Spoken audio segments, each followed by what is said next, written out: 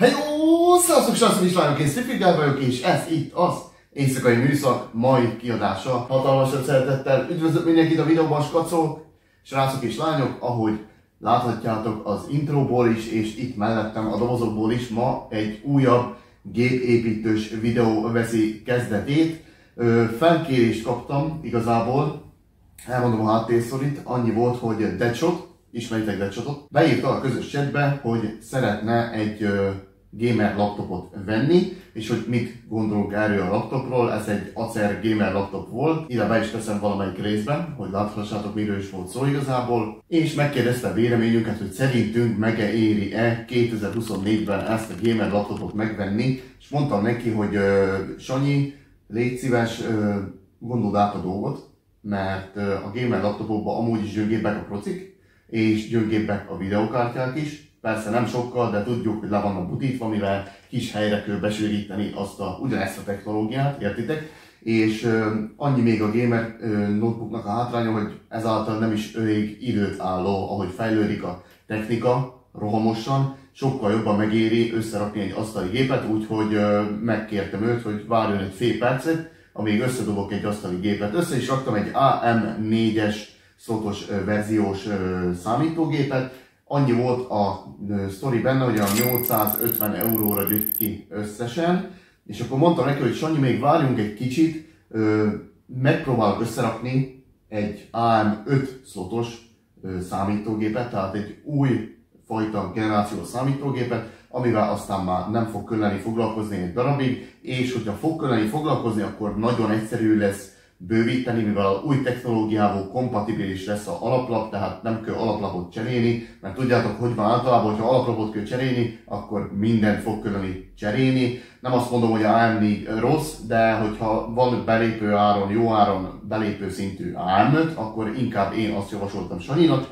És ami történt igazából az, hogy 200 euróval jött ki drágábban a setup. Mondtam neki, hogy rád bízom, te döntesz, és ő azt mondta, hogy akkor legyen inkább az az időtállóbb sztori. Úgyhogy erről fogtok ma látni egy videót, és hogy kinek készül ez a számítógép, igazából a mini Deadshotnak készül, tehát Deadshot, azaz Sanyi fiának készül a számítógép, mivel a kisrác kapott egy új szobát, akkor megfejeljük ezt egy tiszta új számítógéppel, ami fog világítani, meg RBG-k lesznek benne, meg minden, és atomerőmű, értitek, szóval ennyi a sztori. Fel is sorolnám a komponenseket, srácok, kezdeném azzal, ami itt van igazából előttem. Első a videokártyánk, a videokártyánk a 4060 GB RTX 4060-ra esett, ennek az ára pedig tiszta olyan 298 euró volt az alzán, rendelkezik 8 GB DDR6-os memóriával, és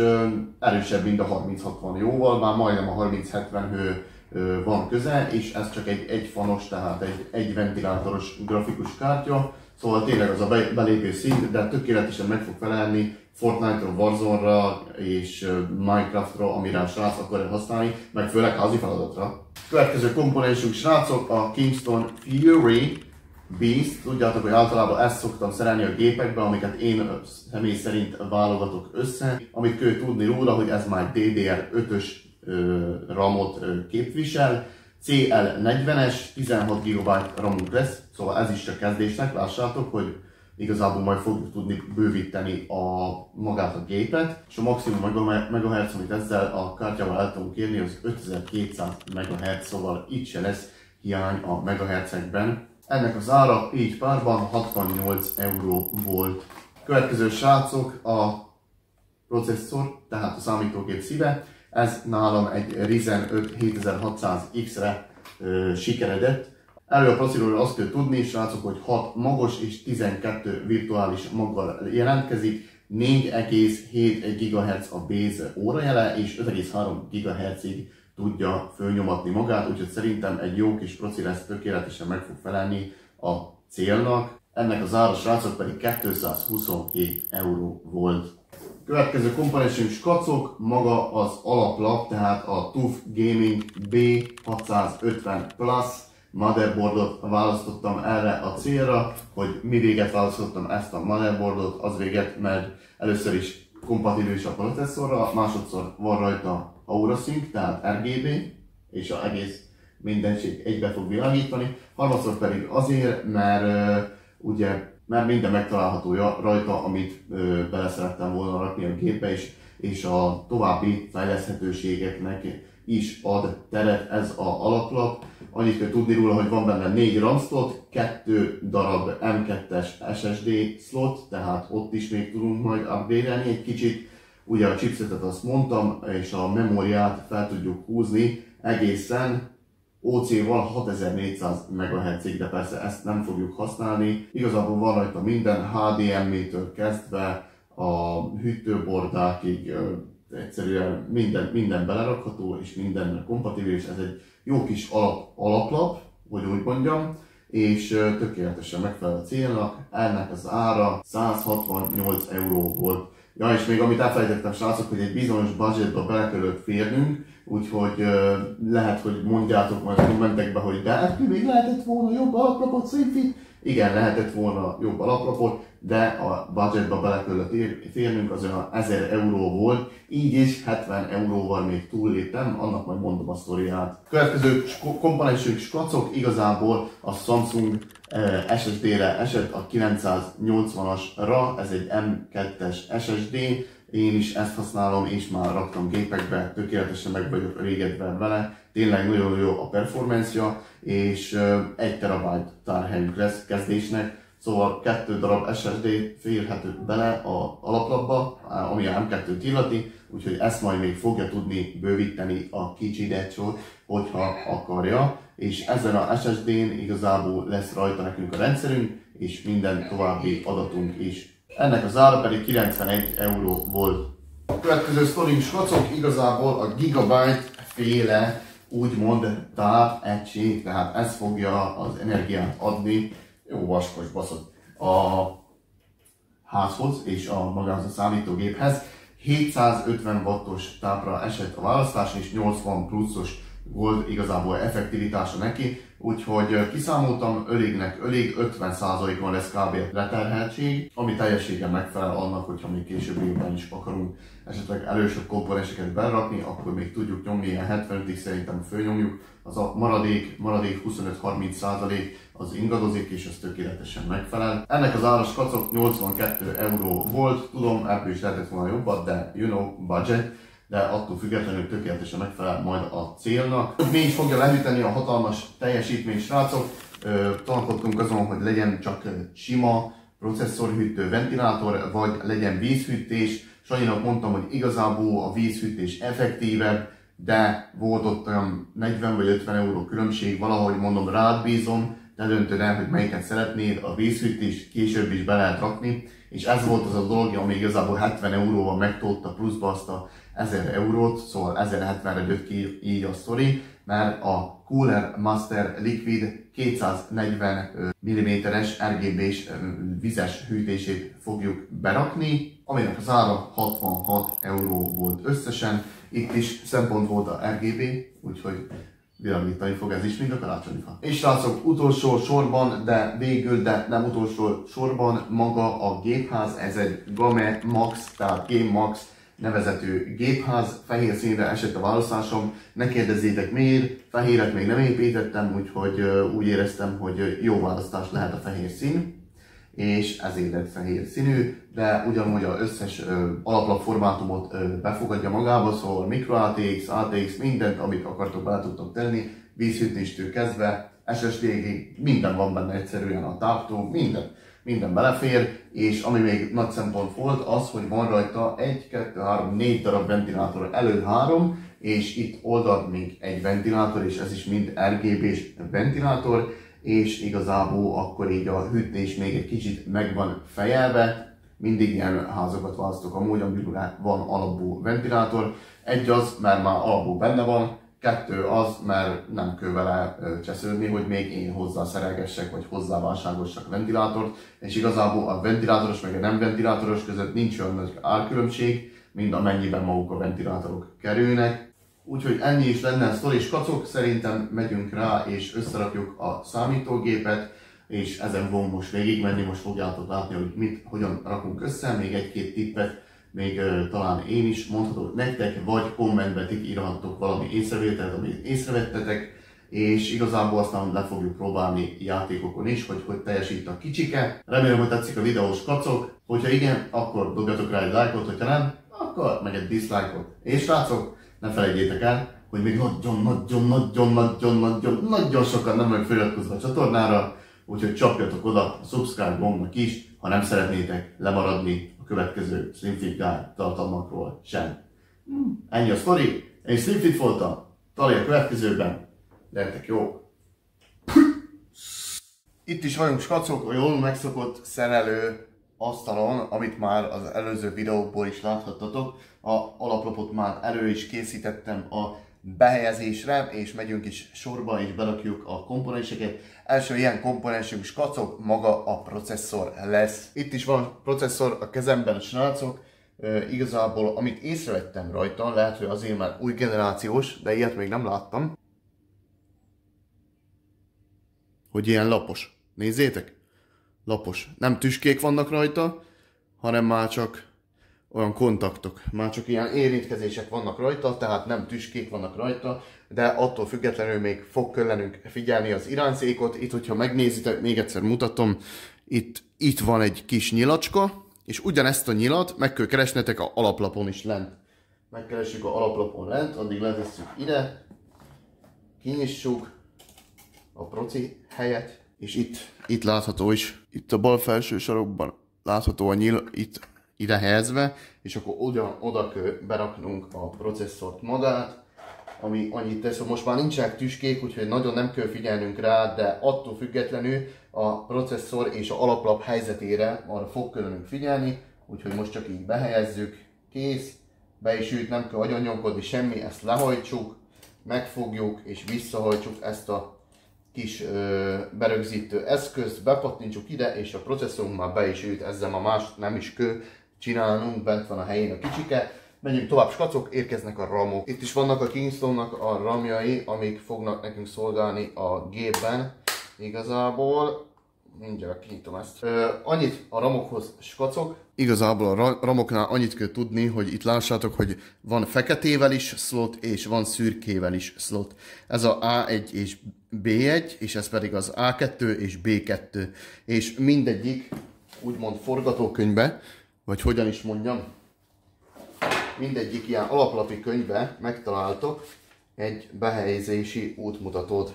Tehát itt jelzi az útmutató nagyon egyszerűen, hogyha egy ramot használunk, akkor az A2-be rakjuk, ha 2 ramot használunk, akkor az A2 B2-be, ez a dual channel, és hogyha mind a 4 slotot használjuk, akkor hogyan kell beleraknunk igazából a ramokat. Mi nekünk most csak 2 darab RAM stickünk van, tehát az A2-be és a B2-be, azaz a 2 szürke színűbe fogjuk behelyezni a ramokat. Megyünk is, srácok, a RAM behelyezés nagyon egyszerű. Ezt már nagyon sok videóban láthattátok ti is, igazából annyi a dolgunk, hogy mindig ezek ne legyenek csukva, de legyenek nyitva ezek a kapcsok, így lenyitogassuk, megnézzük, hogy hogyan áll be, hogyan passzol a RAM, megnézzük így, itt a RAM-on van egy ilyen kis lyukacska, amit láthattok, és azt a kis lyukacskát kell bepasszítani ide pont középre, de nagyon egyszerű, igazából csak behelyezzük a 2 végét, és lenyomjuk. Ilyenkor halljuk pattanni, be is van pattanva, kész is, egy RAM bent van, így, szintén csak lenyomjuk, bepattanik, azért csekkolom még egyszer, nehogy kipottyanjon, miközben összerakom a gépet. Srácok, a ramok bent vannak, most megyünk és berakjuk az tárhelyet, magát az M2-es SSD-t, ami itt fog elhelyezkedni. Van itt egy hűtőbordánk, ezt a hűtőbordát levesszük, és aztán tudjuk betenni magát a tárhelyet, úgyhogy ezt most lecsavarom. Kész is, lecsavartuk a hűtőbordát. Annyit kell tudnatok, hogy itt van a slotunk erre a tárhelyre, és hogy hogyan fogjuk berakni Slimfit, úgy fogjuk berakni, hogy egyféleképpen mehet csak be. Itt megint meg kell néznünk a kis lyukat, itt a kis lyuk itt van, akkor ezt ugyanoda fogjuk rakni, hogy ők egymáshoz közel legyenek és találkozzanak, érted? Benyomjuk, ennyi, kész is, itt lássátok, hogy így áll maga a slotunk fölfele, lenyomod, És itt van egy ilyen kapocs, kis kapocs, már nem csavarozunk, hanem csak ilyen kapocs van, ezt csak így átpöndöríted, és akkor már akkor már kész is van, bent is van a helyén, nem kell vele semmit csinálnunk, most már tovább mehet vissza a helyére a hűtőborda, ez fogja hűteni a tárhelyet, nehogy probléma legyen vele. Szét is szereltük a gépházat, srácok, ami még itt érdekes lehet nekünk, ez igazából ez a csavarkészlet. Mindegyik gépházban van egy ilyen mindenféle csavar, meg ilyen segítőeszköz készlet, ezt félretesszük, mert abban vannak a csavarjaink, ami a alaplaphoz fog kelleni, úgyhogy be is rakjuk most az alaplapot, ez lesz a következő lépésünk. Megyünk, összeszedjük a csavarokat, és be fogjuk csavarozni. Most kacok, megyünk és összerakjuk a vízhűtést, és kerül be aztán az is a gépházba, úgyhogy ez lesz a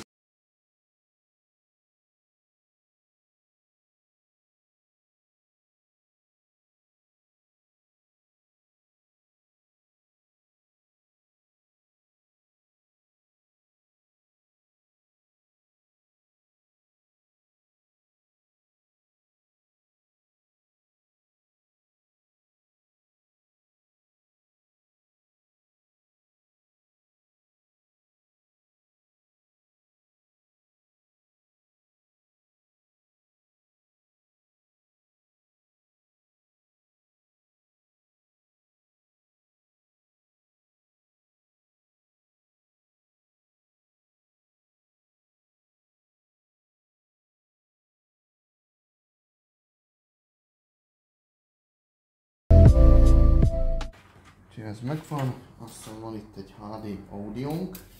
HD audio bizony kicsivel lesz.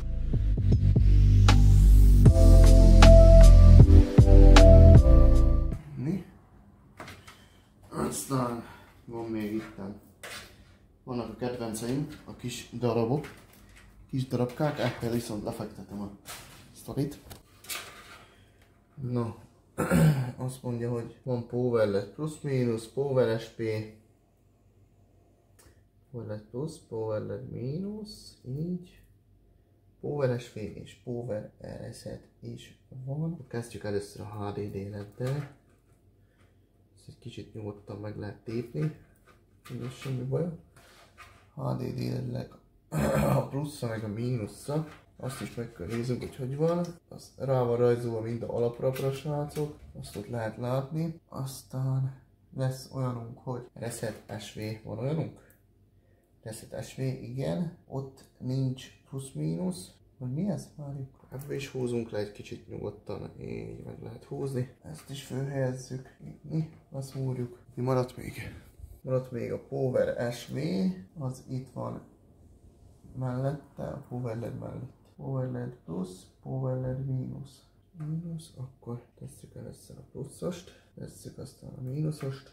Kicsit lötyögnek, mert a szarra foglaltjuk, de amúgy annyi az egész. Power SV, ott meg nincs plusz-mínusz, de mindet írásul lefele raktam eddig, úgyhogy úgy fogom az összeset rakni. Jó, akkor ezek is bent vannak skacok. Ez megvan.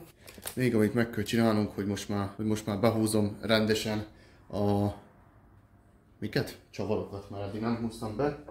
A proci hűtőnek a csavarjait, valamint a vízhűtésnek, mert azt szerettem volna, hogy egy kicsit mobilisabb marad a dolog, amíg még dolgozok vele, keményen. Ez is megvan.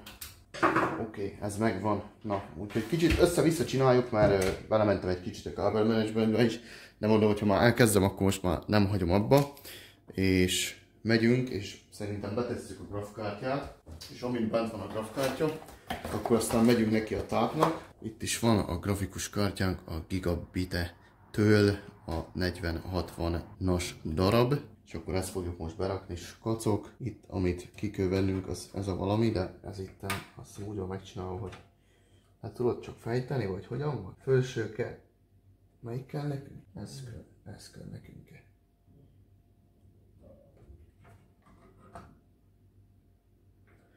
Ez kell nekünk, akkor ezt kell kivennünk. Ezek ilyen egyszerű, csak leterhetősek amúgy, hogyha jól tudom. De lehet, hogy nem tudtam jól. Kicsavarjuk ezt a egy csavarkát, amint megenged. Jó, és akkor ezt megszedjük Így. Oké, és már bele a grafikus kártya. Szintén csak arra kell figyelnünk, hogy bepattintsuk. Ja, meg a covert vegyétek le, azért az se utolsó, hogyha úgy rakjátok be, hogy leveszitek. Ezt felhúzzuk. Akkor így beenged minket. Így. Be is pattant, ez itt rendben is van. Megnézem, hogy lefixálódott, de bizony le. Oké, ezt itt összehúzom, és ide fog körülünk tenni 2 csavart, ami szerintem még a házhoz volt az a csavar, meg is találom őket. Meghúzzuk, egyet teszünk ide is, itt is tartom. Jó, ezzel kész is vagyunk, skacok. Ezt még visszahúzom, annyira lehet.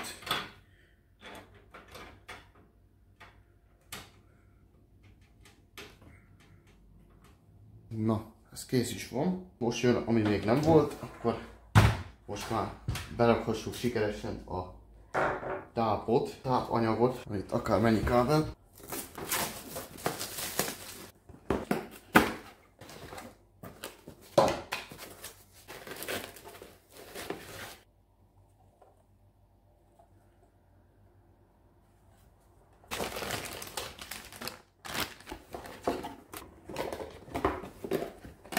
Jó, skacok, meg vagyunk most a kábelmenedzsment egy részével, és meg vagyunk igazából alaplap berakású, a grafikus kártya berakású, és most be fogjuk rakni a tápot. Tápnál mindig arra figyeljetek, hogy a ventilátor mindig lefele álljon a számítógépbe, és igazából van egy rakáskábelunk, de ebből nem kell megijedni, nem fogunk mindent használni, csak egy pár dolgot fogunk használni.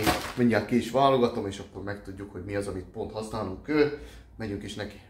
Na, itt is van, skacok, a hátulja a sztorinak. Valahogy levesszük ezt a fóliát, vagy mi a fenét. Jó, na. Fölvágjuk a kábel sztorit, az biztos, hogy erre szükségünk lesz, mert ezáltal fogja kapni az alaplap az energiát, úgyhogy ez egy ilyen energiakábel. Érted?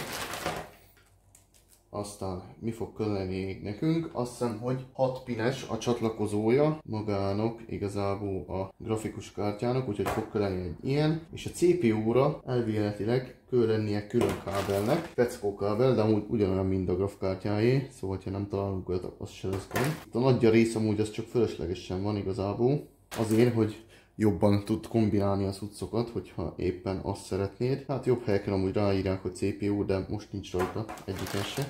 Egy SATA biztos fog kelleni, hogy tudjuk majd irányítani a ledet. Igen. És ebből viszem egyiket például.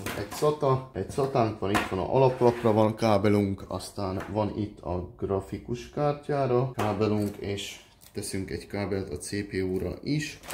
Ez nem kell, lehetőleg olyat, ami egyben van, akkor ez lesz a CPU-ra. Nézzük, milyen volt a grafikus kártyáé. Nincs még egy olyan? De. Akkor 2-ért viszünk, jó. Ezek nem kellnek, ezt félre is rakhassuk a maradékot. És akkor megyünk neki, beszurkodjuk a kábelokat egyesével. Először leszedjük ezeket a gyönyörű összefogó dolgokat, a sztorikat. Szerintem le se fog jönni, úgyhogy csak lehúzom, ha tudom. Így. Egyik. Biztos géppel pödörték össze. Frajer legyen. Azért nem baszom szét őket, mert még lehet, hogy szükségem lesz rájuk, mikor akarok kábelmenedzselni egy kicsit, és akkor nem olyan előnyös, hogyha szét vannak baszva. You know. Oké, ez is megvan. Na, akkor mindjárt kezdünk ezzel a kábellel, ez lesz az energiaforrása a alaplapnak. Szerintem ide rakjuk, várjunk. Bepattintsuk egyik. Akkor most nyomatunk egyet a procira. CPU PCIe, CPU PCIe. Akkor ide tesszük föntre a CPU-t. Ennek jó, ennek is egy 6-osra van szüksége, igen, ez jó. És akkor alulra megtesszük magát a grafikus kártyát külön slotba. Úgyhogy ha van 2 CPU PCIe-tek, akkor egyébe rakjátok csak a CPU-t, másikba a grafikus kártyát. Tudom, hogy nem olyan de nagyon lényeges dolog, ez TeamFit, de így legalább még nagyobb hiba lehetőségeket tudunk elkerülni, hogyha kód lenne energiaellátású. És még itt van a SATA-nknak a csatlakozója, ezt is bedurrantsuk a perifériába ide. Oké, és megyünk rá, és berakjuk a ventit ide alulra, ahova tartozik. Ventit, tápot. Ezek megvannak, ahogy mondtam már mindig alul legyen a ventilátor, jó?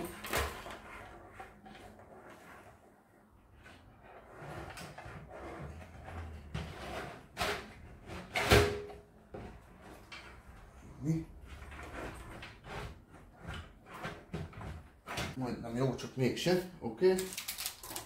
Megvannak a csavarjaink, kis csavarjaink, ezeket fogjuk használni. Ez hozzá volt.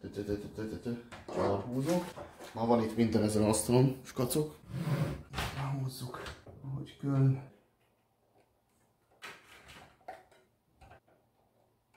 Harmadik. Na, most, hogy bent van a ventilátorunk, most jön a kábeleknek az összerakása, és mégpedig kezdünk az alaplapnak a bazi nagy kábeljából. Többit addig félre válogatom, hogy ne zavarjanak. Meg is fordítom, lássátok. Ezt fogjuk kezdeni. Ezt ide fog kellene rakni, úgyhogy ahol legközelebb sztorinál kellene áthúznunk, csak hogy itt megint van minden is, hogy minden köröztül fogunk menni, és egyféleképpen lehet csak rárakni, skacok. Úgyhogy nem érhet csalódás benneteket igazából. Ez már is pattant, kész van. Remek, berakjuk szerintem a prociét, azt itt fönt kihúzom, és nem fogok elférni a vízhűtéstől, de valahogy elférek. Csak kevés a hely, és nem fér oda a kezem. Nem nagyon szabadna hajligatni. Hát legközelebb tuti ez lesz első, amit berakok amúgy. Na, ez megvan, ott van a vízpumpa mögött, csak nem lássátok, de sikerült bepattintani. Most jön a következő skacok, betesszük a grafikus kártyának a meghajtóját, hát az energiaellátását, és ezt így fogjuk áthúzni ezen köröztül, vagy valamelyiken köröztül. Pillanat. Így. Ez sokkal könnyebben megy, és akkor ide be is szúrjuk. Na, itt is van. Beszúrtuk, ez kész is. Rendben. Így megnézzük, hogy itt hátul mivel maradtunk el. Hát nekem az a RGB kontroll az ott nem tetszik.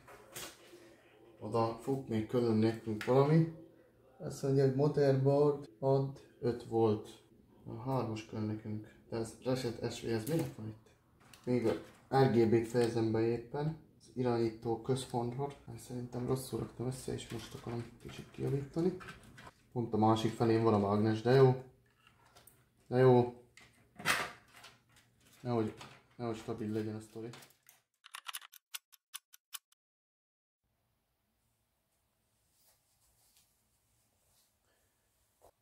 Szoszi arcok. X nappal később van, mert eltelt egy kis idő, amióta összeraktam a számítót. És csinálunk egy cold startot, megnézzük, hogy mi a helyzet. Annyira rájöttem, hogy világított a dolog. Most meg kell néznünk, hogy tényleg mi a helyzet. Beszúrtam a monitorba, és kap egy kis villanyt. Kopírom, itt már hátul világít is az a box, és elindítjuk. Látni, hogy az összes fenti pörög, fönt is, oldalt is. Fehér színű a grafikus kártyánk. Úgyhogy le fog kellene frissíteni az alaplapot. Valószínű, ez a baj ezekkel új kártyákkal, hogy nem tudom, úgy látszik a lap az régebbi, és nem ismerik fel. Ugyanez volt az utolsó gépnél is. Ugyanilyen fehér villogó jel van rajta, hogyha megnézitek, megmutatom, az ott, ami világít. És ez a probléma, mert nem ismeri fel a grafikus kártyát a alaplap. Szóval igazából a gép maga működik, nem tudom, hogy miért kékkel világít az ott fönt, mert beszúrtam azt is a Aurora házba, de olyan is volt már, hogy föl kellett mindent komplett installálni, és utána kezdett el működni, kezdett el világítani rendesen. Úgyhogy, na, ilyen a gépszerelés, mindig próbálgatsz valamit, aztán valami csak lesz belőle. Úgyhogy most mi lesz? Most az lesz, le fogjuk szedni a grafikkártyát, megnézzük a alaplappal magából, hogy mit mutat a dolog. Úgyhogy ennyi. Most lecsukjuk, kihúzzuk villanyból és megyünk neki. Kell nekünk egy csavarhúzó. Vagy elég, hogyha csak lehúzom? Szerintem nem elég. Még annyit csinálok gyorsan,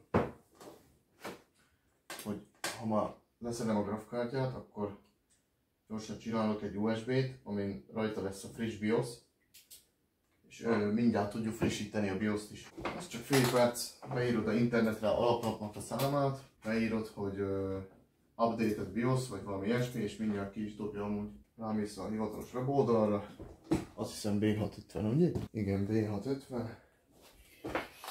BIOS firmware, föltesszük a márciusi BIOS-t akkor.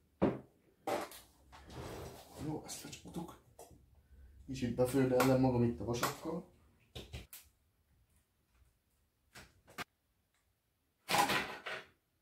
Oké, kint a kártya.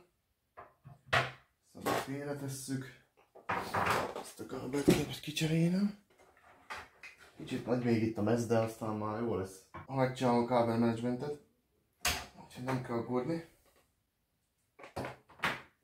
Akkor marad ez, fiúk.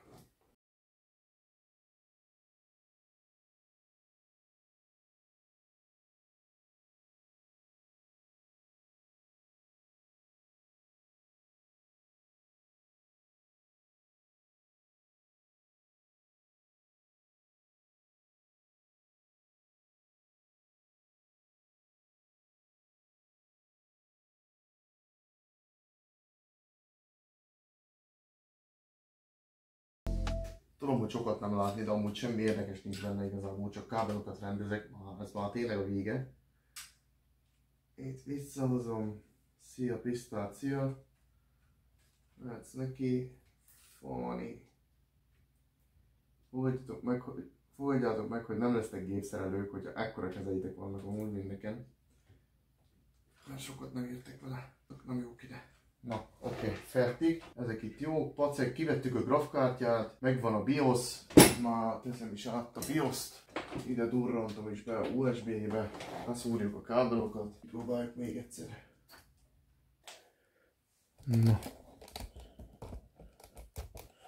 És most megnézzük még egyszer, hogy mit mutat a dolog. Jó, világítunk. Jaj. Hát, hogyha nem szúrom a HDMI-t, akkor nem fog menni, ugye?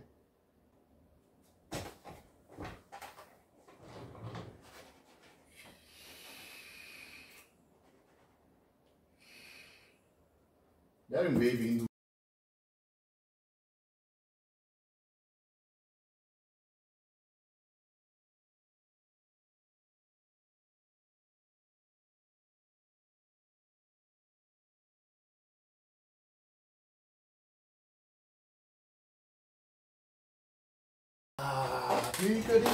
Működik a fogat! Qui-Gon! Előhívtuk a sztorit. Hatalmas geci, hatalmas success. Bocsi. Na, azt mondja, hogy azt kell nekünk csinálni. CPU falak jók. Igen, Kingston 4800 MHz. Aura. All on statement Aura off. Nem tudom, ez nem változtat semmit. Na mindegy. Mondom, all on. Jó, és Advanced Mode. Ez kell nekünk. F7. Press F7. Azt fogjuk csinálni, hogy AI Tweaker. És a ramokat fölrakjuk. Memory Frequency, Auto. Igen, azt hagyjuk autón. Ez nem az. Hol is kő? Várjál.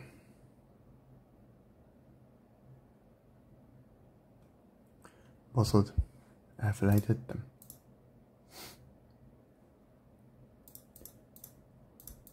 Itt lesz a mainbe pedig. Memory Frequency, Total Memory. Access Level Administrator, System Language, AI Tweaker, Core Performance, Also Performance. Do you want to read this file? Yes.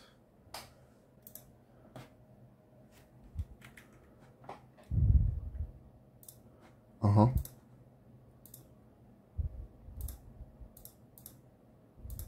Enabled.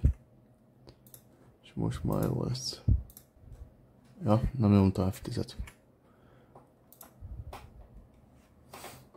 Na de a romokra még rá kell jönnünk, már a romokat most nem emlékszek a romokra. Hogy hogyan kell átállítani. De az még mindig nem úgy világít, hogy én akarom. Várjál.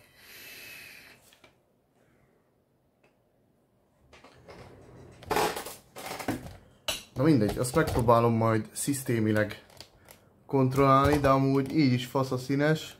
Valahogy csak össze lehet hozni az egészet. A kábelozás jól van összeszúrva, csak nem tudom, az is lehet, hogy igazából hogy rossz készvesztem és nincs benne szín. Na, papíron rájöttem, mi a probléma. Az, hogy először renamezni kellett azt a fájlt, az a Autorun fájlú, amit letöltöttél. Meg itt lehet bekapcsolni a DOCP-t, szóval most már fő van tuningolva a story. Rámegyünk a bootra. Nem is a bootra, tool. LZ Flash. TUF Gaming. És most már adott neki ilyen nevet, nem a TUF Gaming-es nevet, mert a TUF Gaming-es nevet nem értette, hogy mi a fasz az. Úgyhogy miért? Miért csinálod ezt velem? Rossz az USB? Annyi hiba csúszott a számításainkba, hogy én a B650 plusz Wi-Fi hőt töltöttem le a BIOS-t. Fuck Logic, mert azt dobta ki a net, és mindjárt entereztem és húztam le. Úgyhogy most lehúztam a új verziót, ami hő jó, B650 plusz hó. Szóval, ha vesztek alaplapot, akkor nézzétek meg, hogy Wi-Fi-se, vagy nem-e Wi-Fi-s. A plusz után mindig ott kell lennie a Wi-Fi-nek, hogyha Wi-Fi-set vesztek. Ez nem Wi-Fi-s, szóval remélem, hogy itt basztam el, és megvan a probléma. Na, akkor azt mondja, hogy Advanced Mode, Tool. Ez kell nekünk? Nem kell szerintem most.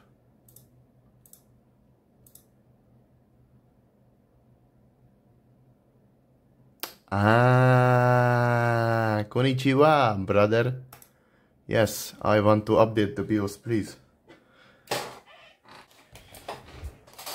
Jó, skacok, amúgy ezt nem fogjuk megvárni, úgyhogy nyugodtan tokat tekerünk majd itt a editbe, és igazából annyi fog történni még most, hogy megpróbálok rájönni, hogy a többi ventit hogyan lehet irányítani, mert ugyanabba a sztoriba szúrtam be a ventiket, úgyhogy nem értem, hogy miért nem világítnak úgy, ahogy kell világítaniuk a többi ventinek, RGB-sen.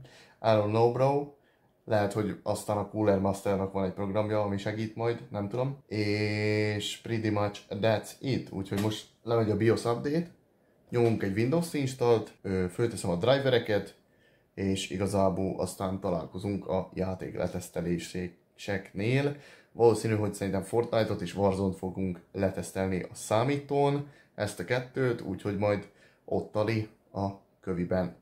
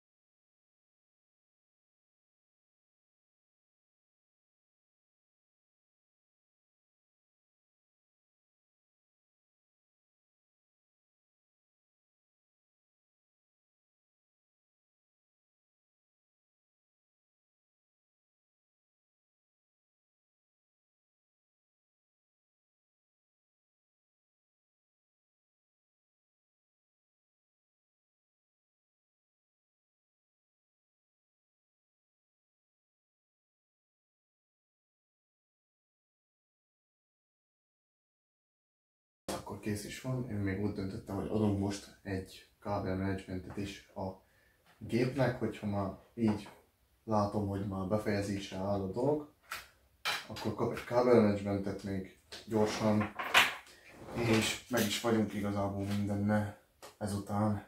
Hoppá, még ami kimaradt. Ne felejtsük el, hogy a grafikus kártyát kell valaminek táplálnia, úgyhogy az innen fogja kapni a tápot.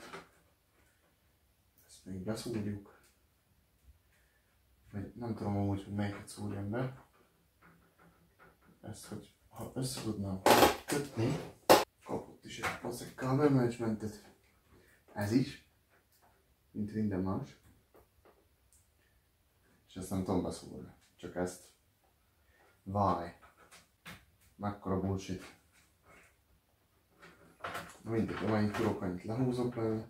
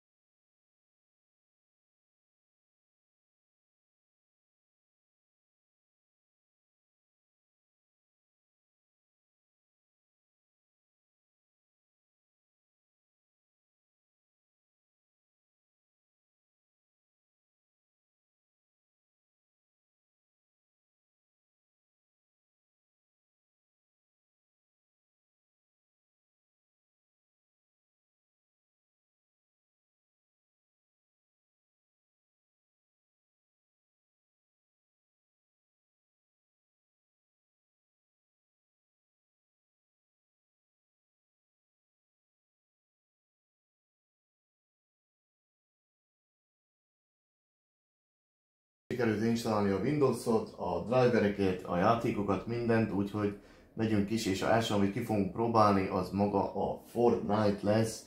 Szóval ezt a két ingyenes játékot fogunk kipróbálni, a Warzone-t meg a Fortnite-ot, mert ezek a Battle Royale-ok OG atyai. I know, van PUBG is, tudom, csak én nekem ezek tetszenek, úgyhogy let's go!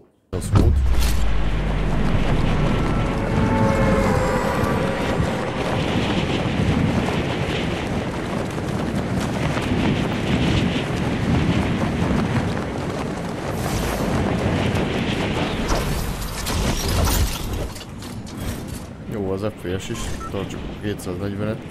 Kis akarodás van, de szerintem a beállításoknak köszönhető. Hát, hogy meg kellene próbálnom majd másik hercet használni. De van itt egy enemy, úgyhogy én most nem fogok állítgatni dolgokat. Kéne gyorsan szereznem valami cuccot.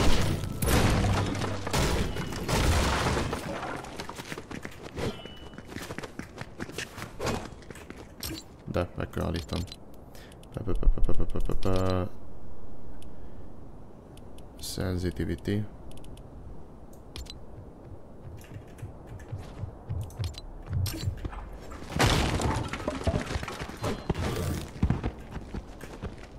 Baszor, itt van egy Trini Ninja.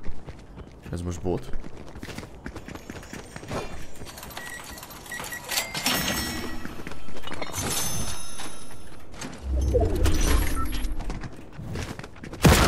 Don't shoot!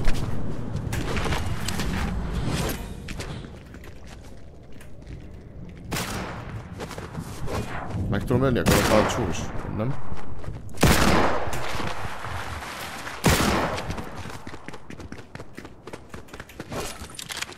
Aha.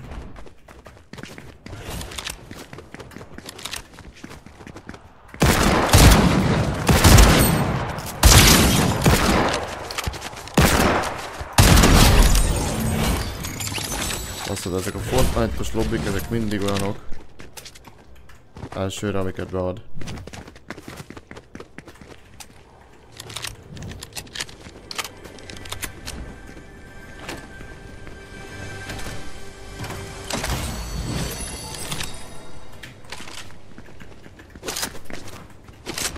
Valaki még lép itt amúgy.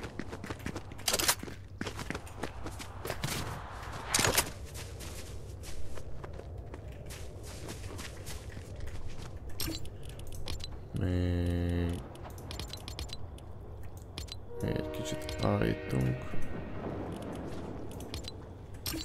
Ezzel a beállításon. Este van. Pam.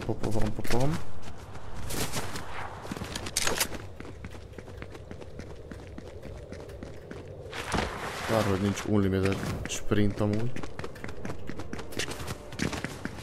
Olyan, amikor játszottam, unlimited volt, nem? Vagy csak flasheltem?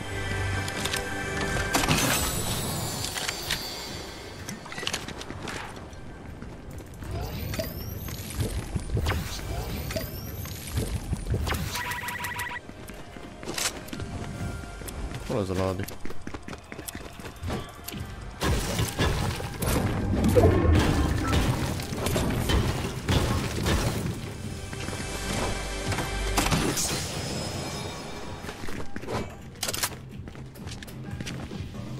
Mi ez a muzsika?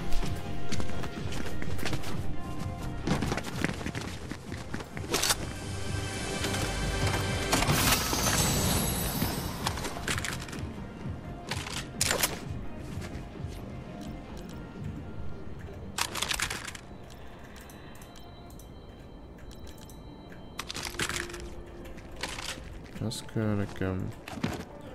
Ez kell nekem. Jó. Kicsit noob vagyok Fortnite-ba, de ez van. Ez nem tudom.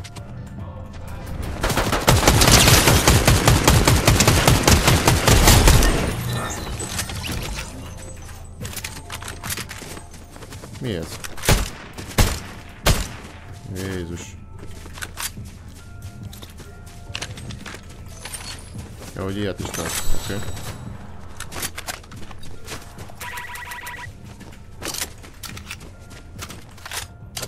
El kéne indulni valamerre.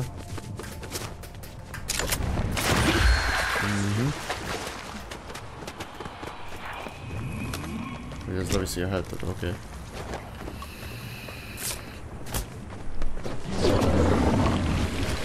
Hol a map? Öcsém, ez BR? Meddig fog ezt tartani? Nem is volt szűkig is.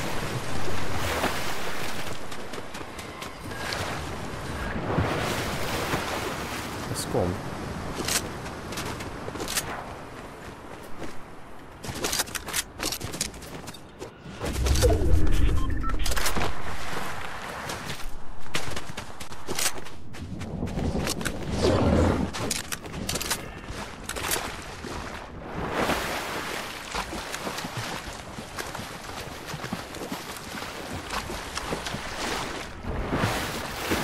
Még van valami assist, nem? Van valami assist, várjál?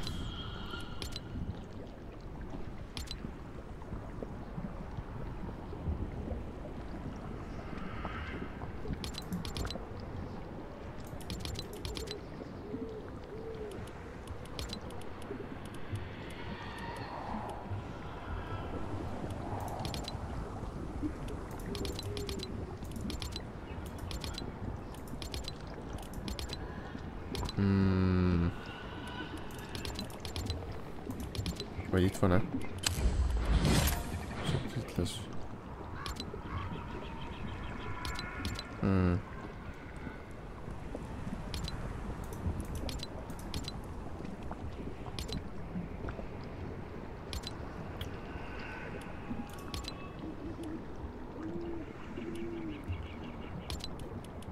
Hát most nem találom meg.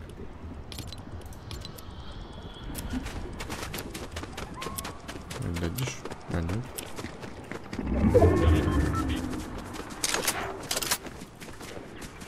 Nagyon megy a spraying amúgy.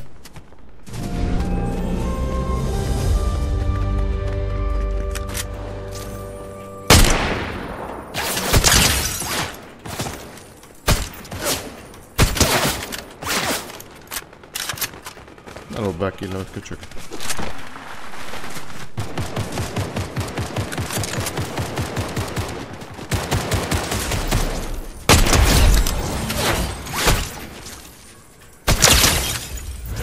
Jeez.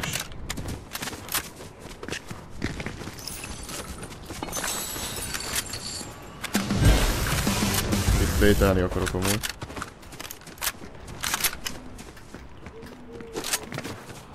Na szóval amit szerintem jól csinál a Fortnite, az biztos, hogy az, hogy ad embereknek lehetőséget.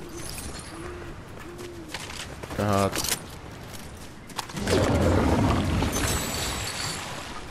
most itt van ez a kezdő lobby, ahol tényleg botok a playerek, majdnem. És milyen jó már.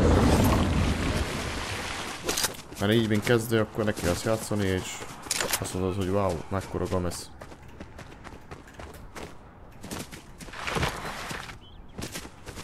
Warzone-ban nincs ilyen.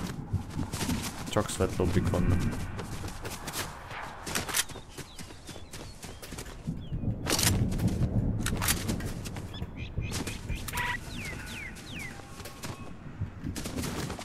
Pacakunknak erre kell lennie valahol.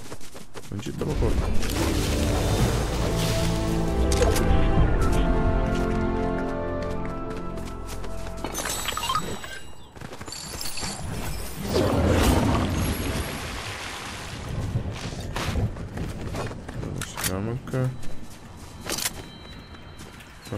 Tegyünk egy shotit, mit szólsz? Pump shoti.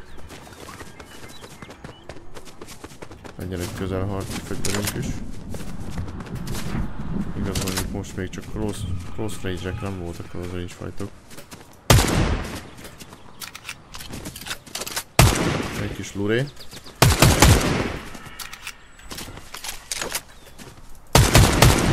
Érdekes, lássátok, a 40-60 kihajtsa a 240 FPS. Az AI. Ezt tudja, hogy AI. Erre vannak valami lövések. Cannot sprint, low energy.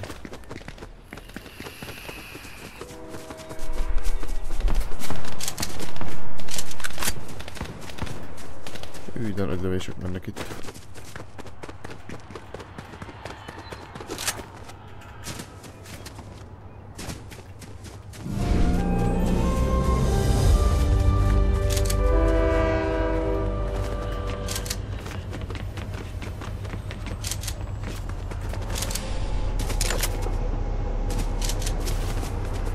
Micsoda? Még vonat is van.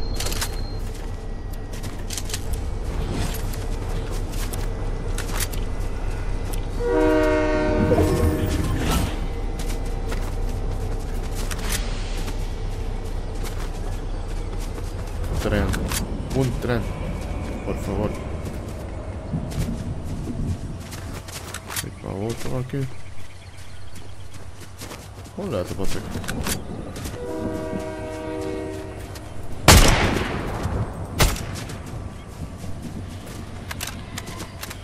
Ja, ott alultak. Nem vettem észre, hogy hol. Ott a videóhoz.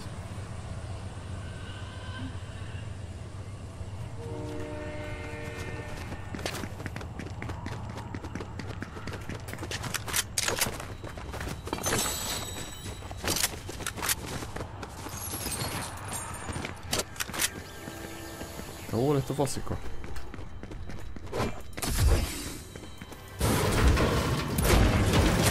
Kérdezzétek, hogy ezt miért csinálom.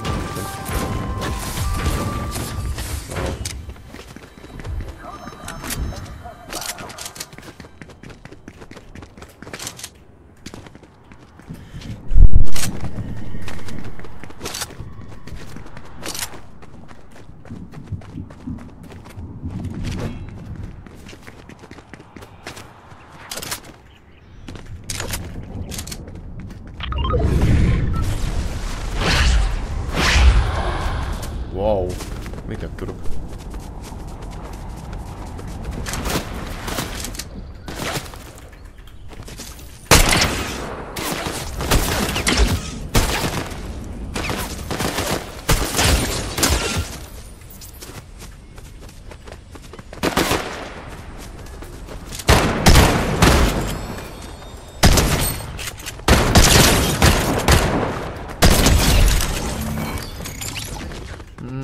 Oké.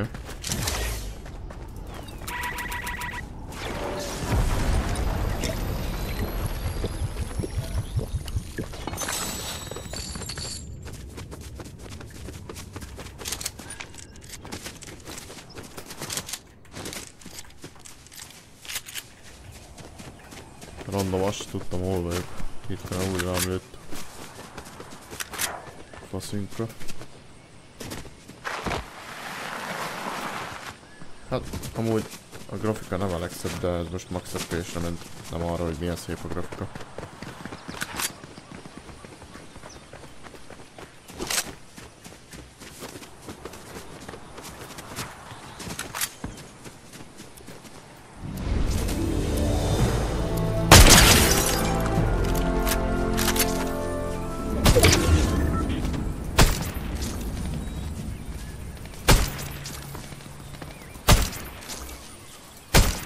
És belopja a killemet nézni?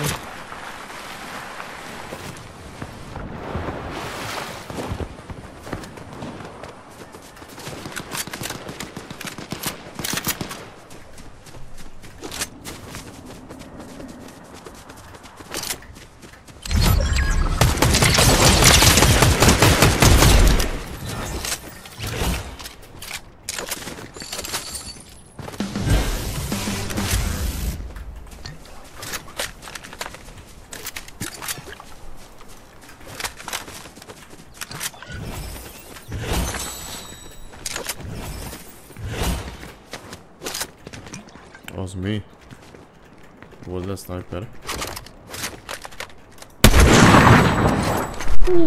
Sheesh, bro. Viszünk SMG-t, mert a shotit nem szeretem annyira. Tudom, hogy a Fortnite-ban jobb a shoti.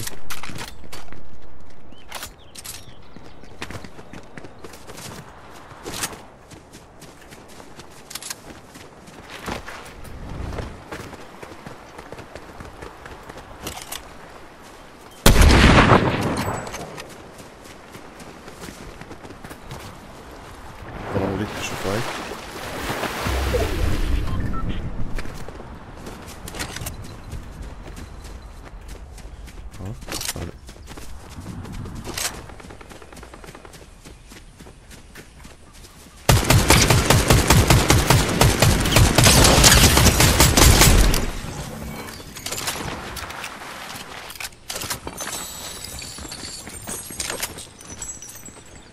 DMR.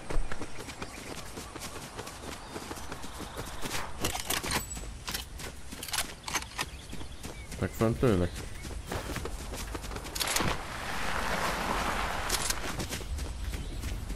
Tudja, hogy fönt amúgy.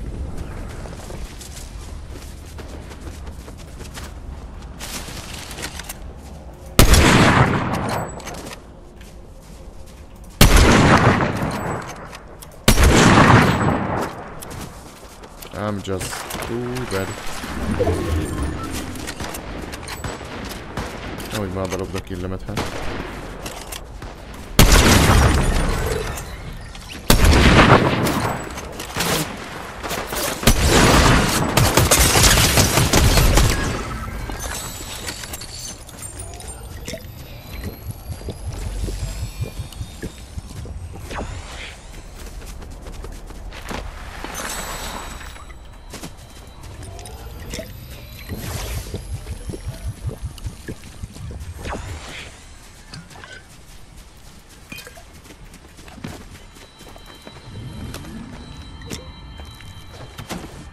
Nice.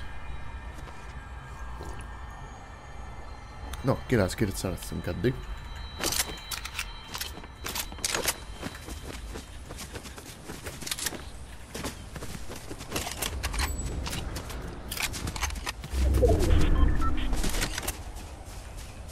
Szerintem itt már jók vagyunk. Fölmennék egy poziglide-ra.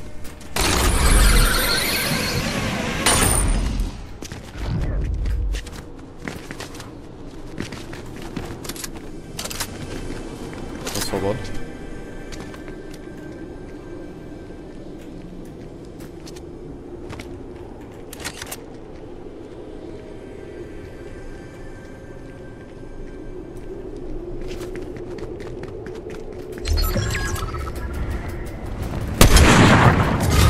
Bro, what? Miért nem nyissa ki ejternyőt?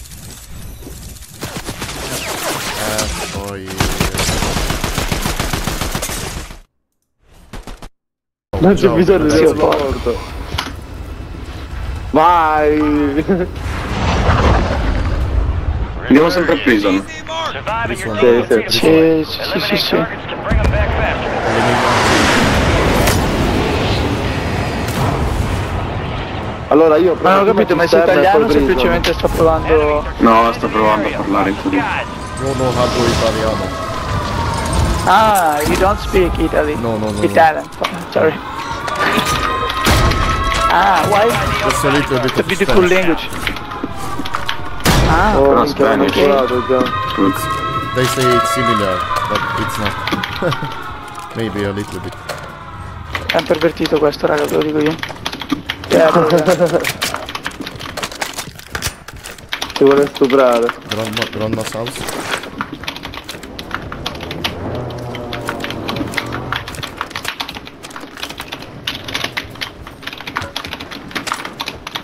Ma lo chiamano veramente la casa della nonna? Mailbox for you. La grande casa della nonna. No, Oh, guardate, raga.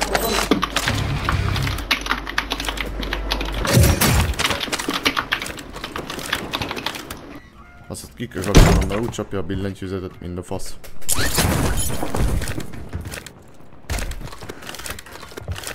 Sose leszünk meg loadoutról ezekkel fiúkkal, olyan profik. Hostile counter UAV overhead. Enemies dropping into the AO. Hostile Mosquito is online. Cancel that. Moving here.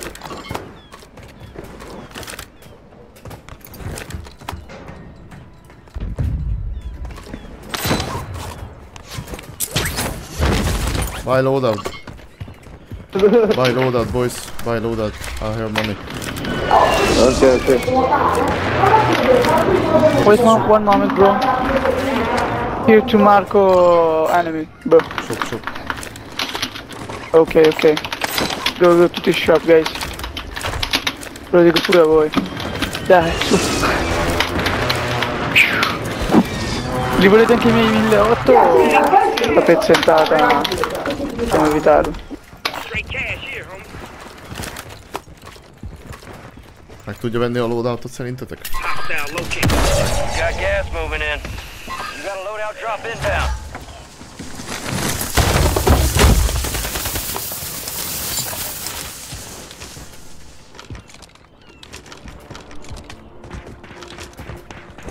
I see an enemy.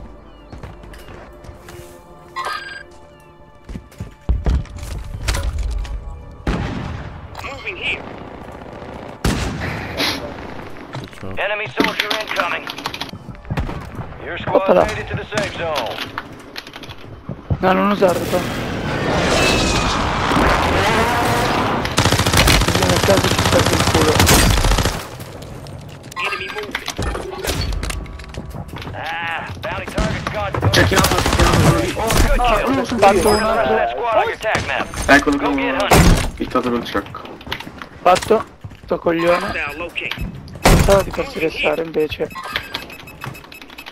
Hostiles deployed. Andiamo ad aiutare il compagno. Dov'è là?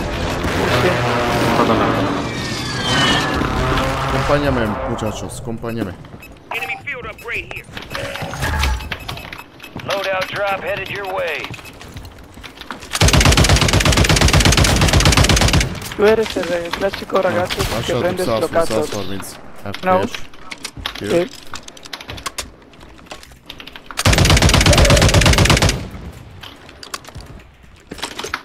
Ragazzi, non aveva proprio armi di merda questo ragazzino qua.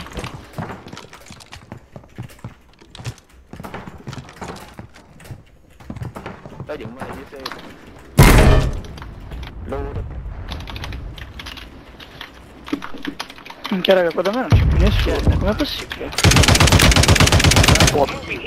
Oh, boh. Ő fiúk.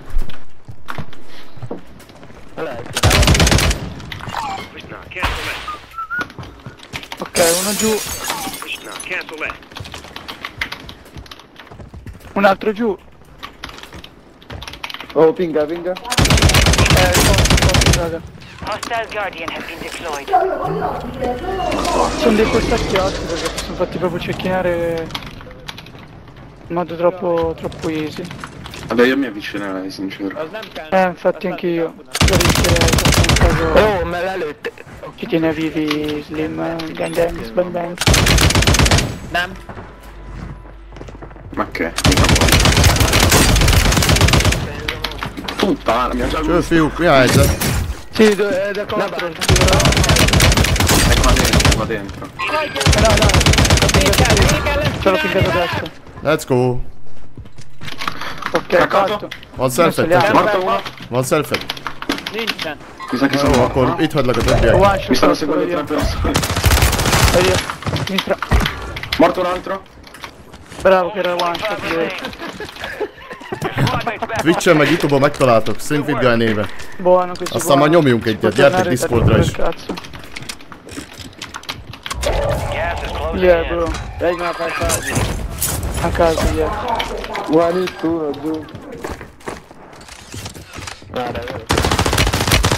C'erano qua? Ok, bravo. Kill confirmed. Chi?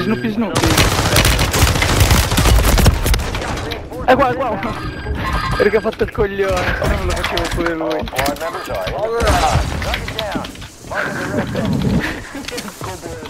Oh, da dietro, morto. Your squad mates redeploying. Well done.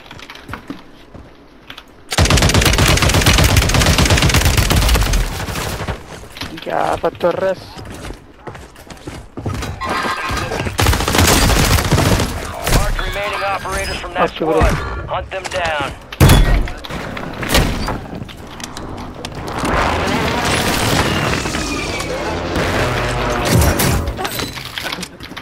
Nem veszünk egy UAV-ot, fiúk? Your squad mates back on station. Good work. Enemies are dropping into the area. Watch the skies. Morto? Niente. Vabbè, mi resta. Chilla, mi resta. No, non usarlo. Tienitelo finché poi. Oh. Dall'altra parte del corpo.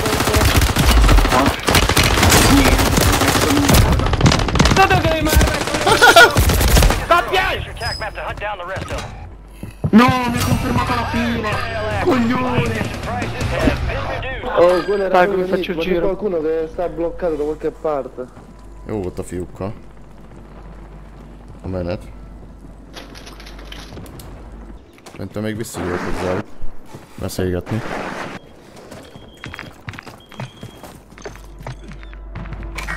Bro, 2 kilos of shit is hurt my ass, bro.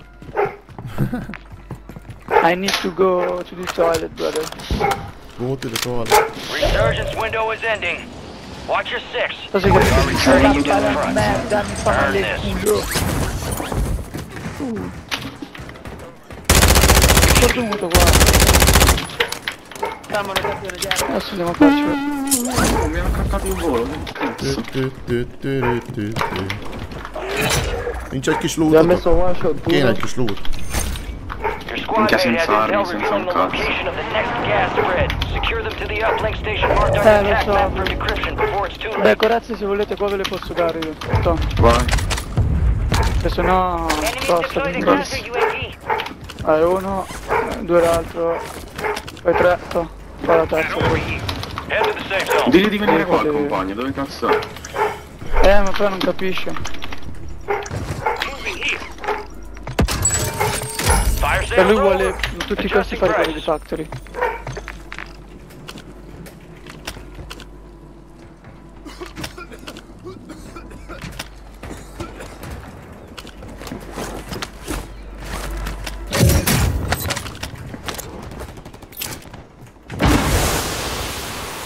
Enemy moving here.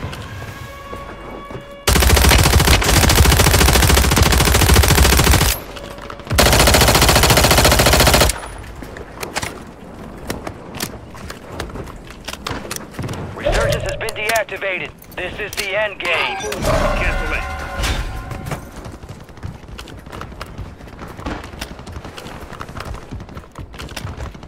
Ja, hogy itt a loadout.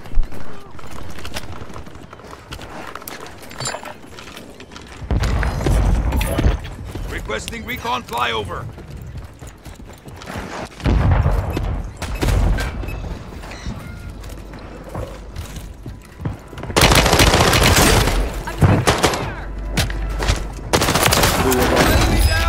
Et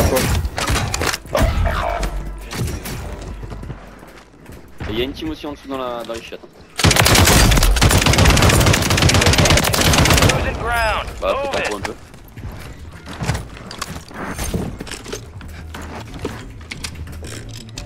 Get to the safe zone.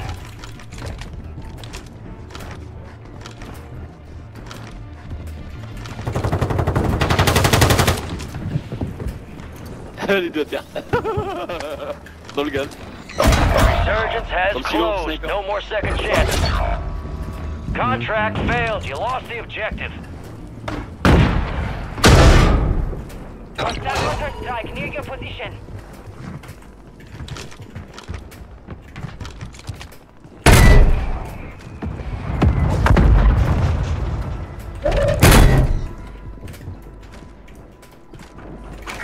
Ça monte sur nous, ça monte sur nous. Ça monte sur nous.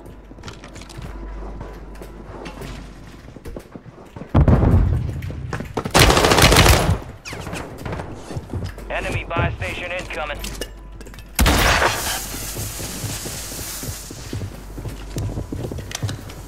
Attends, pour l'instant on reste là, on est bien. Silo encore. Ezek tudisztekkelnek. Gas is inbound. Il est à terre.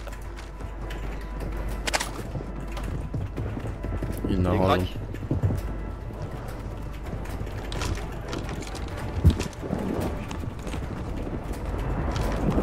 Oh voilà. Merveille.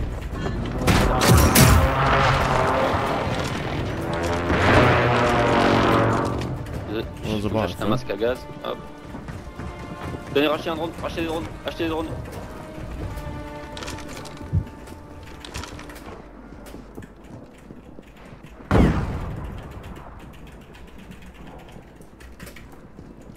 Ok.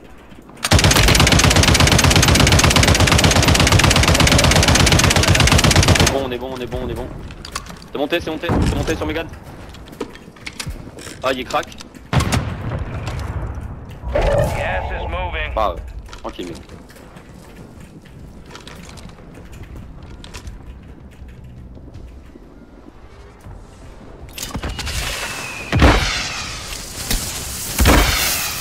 Ah ouais, samedi, c'est le samedi. Enemy soldier incoming.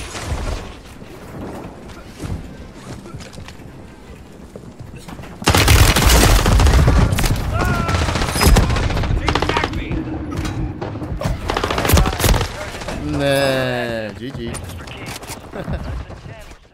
Na skacok, vége is a teszteknek, ahogy láthattátok, ezt tudja a gép jelenleg 1100 euróból és 432 000 forintból 2024-ben. Úgyhogy próbáltam mindent úgy összeszedni, hogy meglegyen a DDR5-ös kezdő és a AM5-ös kezdő belépő szett. Úgyhogy láthattátok, hogy a Warzone, ami proci, meg ramigényes, nem teljesített olyan jól, de ez az véget van, mert stabil volt, tökéletesen megfelel, de ez az véget van, mert a játék szarul van optimalizálva. Ahogy láthattátok, a Fortnite simán kibírta a 240 Hz-et is, úgyhogy ennyi szarul optimalizálják a Warzone, de igazából lehet, hogy a kis srác Minecraftozni fog, és arra meg tökéletes lesz ez a gép, és hogyha aztán, mikor nagyobb lesz, és szeretne upgrade-elni, vagy hogyha apukája azt mondja pár év múlva, hogy Ricsi, már nézzünk bele valami új procit, akkor megfogom, és teszek bele egy új procit, egy erősebb procit, egy Ryzen 9-et, vagy egy Ryzen 7-et, meg teszek bele egy nagyobb grafikus kártyát, egy jobbat, és még rakok hozzá plusz 2 RAM-ot, és ennyi, meg is vagyunk 32 GB RAM-mal, bőven el van, fullos gamer PC-nek megfelel.